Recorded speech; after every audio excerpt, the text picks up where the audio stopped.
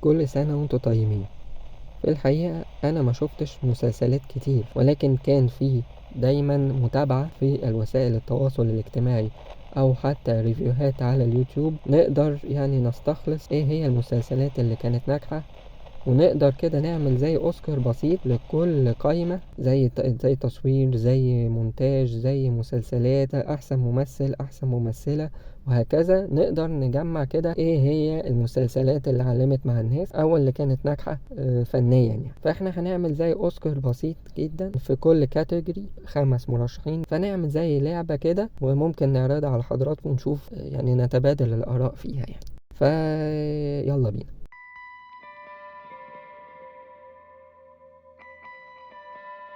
ونبتدي بأحسن مونتاج. رقم 1 العتاولة، 2 الحشاشين، 3 جودر، 4 أشغال شقة، 5 نعمة الأفوكاتو. ديكور. أعلى نسبة مشاهدة الحشاشين، جودر، أشغال شقة، العتاولة. موسيقى تصويرية. العتاولة، الحشاشين، أشغال شقة، خالد نور وولد ونور خالد، جودر.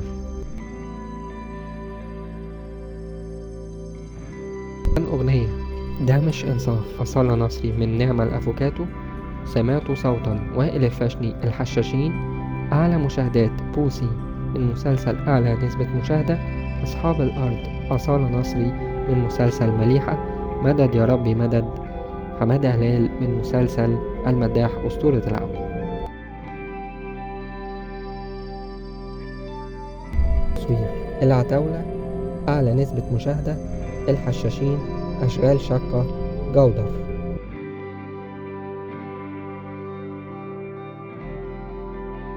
أحسن سيناريو الحشاشين، أعلى نسبة مشاهدة، أشغال شقة، بدون سابق إنذار، صلة رحم.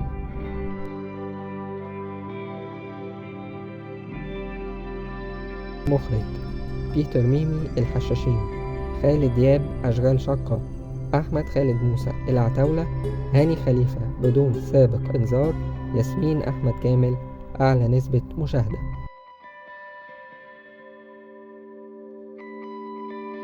أحسن ممثلة مساعدة. انتصار أعلى نسبة مشاهدة، شيرين أشغال شقة، فريدة سيف النصر العتاولة، ميرنا نور الدين الحشاشين، نور، جودر.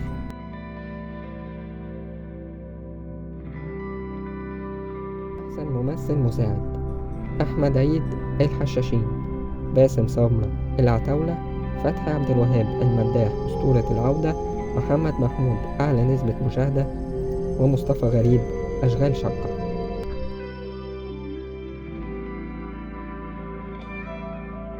ممثلة أسماء أبو اليزيد صلة رحم، أسماء جلال أشغال شقة، سلمى أبو ضيف أعلى نسبة مشاهدة، عائشة بن أحمد بدون سابق إنذار، مي عمر نعمة الأفوكاتو.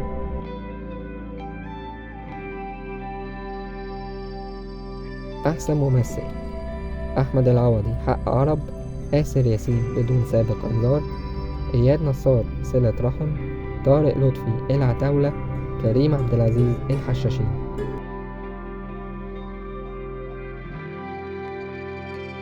أخيرا أحسن مسلسل الحشاشين، أشغال شقة، أعلى نسبة مشاهدة، بدون سابق إنذار، صلة رحم.